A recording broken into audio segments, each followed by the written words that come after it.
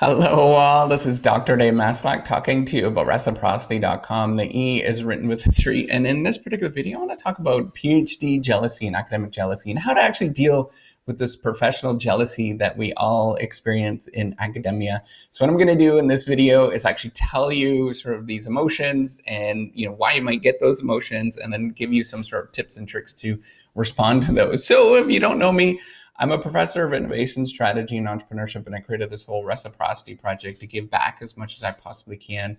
There were so many people that helped me out to get through graduate school that I decided to pay the favor forward and help you out with these videos. I also created this sort of sharing economy proofreading platform. That's what reciprocity is all about, and continuing to work on that to this day. Actually, I was working on it today with one of the developers that I had. So it's absolutely normal to get jealous of other academics and other people, other PhDs. And there's all sorts of reasons why you might get jealous. And you have that feeling in the pit of your stomach where you're making a social comparison to somebody else. And then you feel envy, right? You feel that sort of emotion that you're like, I wish I could be them in some sort of way. Maybe they're more productive. They have more lines on their resume, or their CV, as it's called in academia. They published more papers, for example. They make more money. That's a really big one, is that you look around and they see that they're making a lot more money. Maybe they are more famous than you. Maybe they're academics that just don't get stressed out and they don't let things bother them. Maybe they have better relationships with the students that they're teaching than you do. There's all sorts of reasons. Maybe they get better teaching ratings. All sorts of reasons that you can be jealous of somebody else. And this is a real human emotion. It's not a good thing and it's not a bad thing in any sort of way. It just is. It's an emotion, right? That you have to deal with these kind of things. It's like anxiety in terms of getting up and talking in front of somebody. It's shyness. It's like stress that you feel, all those kind of things. It's not necessarily a bad thing in any sort of way. Anger is not necessarily a bad thing in the right circumstances, in the right way. It just gives you a signal. It's giving you information. If you take a step back and you sort of look at it, it's just giving you information that something that you should take note of, and maybe you should deal with those particular things. So these are ways that I deal with jealousy and sort of PhD jealousy in academia. And it's not the best way, and I struggle with it every day.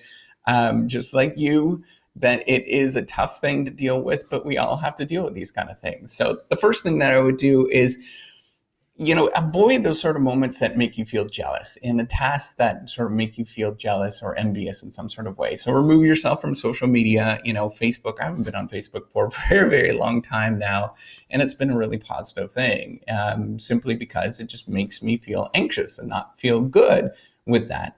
Have some private life, right? It's okay to have a little bit of private life. I know that this YouTube video is really public, but at the same time, I try to keep my life and my family and stuff like that as private as I possibly can. A second thing is really important, and you might want to think about this, is try to actually lean into that jealousy. So that's giving you information that somebody else is actually doing something that you're jealous of, right? You're envious of. So maybe actually tell them that you're jealous, and like in a nice way, right? Like kidding around, and then take them out for lunch and ask them for, how did they actually get like that? What are they doing that's different from you? Get some sort of information in terms of improving your performance. Now, not everybody is going to be nice with this, with these kind of responses, but if they're not nice, the problem is them. Trust me, the problem is them. If it's not you in any sort of way, it's them responding to this in not a very positive way. The other thing that you can do, so the third thing that's really important for you to do, is focus on your own performance. So look at what you've accomplished in the last year and see whether it's actually been a really good thing, right? So you're just changing your frame of reference is really what you're doing to your individual self. So I look at my own individual performance and I'm like, I wish I could accomplish this. But then I look at all the things I've done in the last year and I'm like, I actually did a lot of stuff. Even on this reciprocity project, I've done a ton of stuff to help you out and built a lot into the software, and it continues to improve on a regular basis. So that gives me a lot of positive emotion from that. And I start thinking very positively from that. The other thing, so a fourth thing that you could do is change your social reference that you have or your aspirations that you have. And they're kind of somewhat related. So maybe your social reference is you want to go to the top place around the world, or you're targeting individuals that are sort of the lead in the field. Well, the problem is that they might have more resources or something, some sort of thing that you can't possibly see at the beginning. And it's not until you actually communicate and sort of understand what their story is until you figure out, well, how do they got to that particular individual or particular place. I was thinking about somebody the other day, and I started looking to see and why they got to the place that they got to, and it turned out that they had a lot of opportunities that other people couldn't have possibly got to get to that sort of situation. And once I sort of realized that, then it makes things a little bit more understanding, or you kind of understand what's going on if you sort of dig into why they actually get to the place that they actually got to. And sort of compare yourself to that particular individuals, right? So look at your social reference. Maybe you want to change to somebody that is, or something, some group that is more comparable to who you are and maybe the institution that you're at. You might actually get better information from that. It's going to help you out and make you feel less sort of stressful. I did that. I constantly do that. It makes me feel a lot better compared to having very, very high aspirations, which we all do, right? But at the same time that we have to make this adjustment and look at that people that are in your cohort in terms of, where they are, right?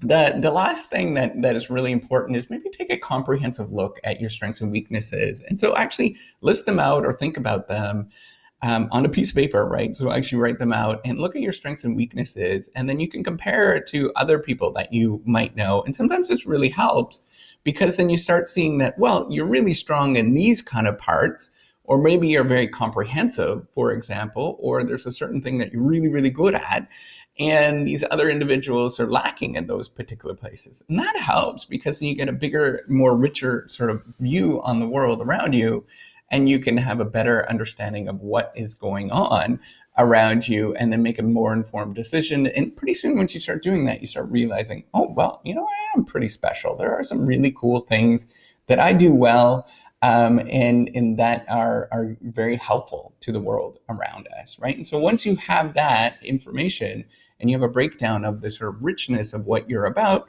you often feel a lot better. And I'd highly recommend that as an exercise. You could write that in the comments if you did this, and let us know what happened when you did that in terms of writing it down on a piece of paper of your strengths and weaknesses, in terms of the feelings of envy and jealousy and stuff like that. So in general, what I'm suggesting is to leverage this PhD jealousy, or this feeling of professional jealousy, academic jealousy that you have, and leverage it so that you can use this as a piece of information.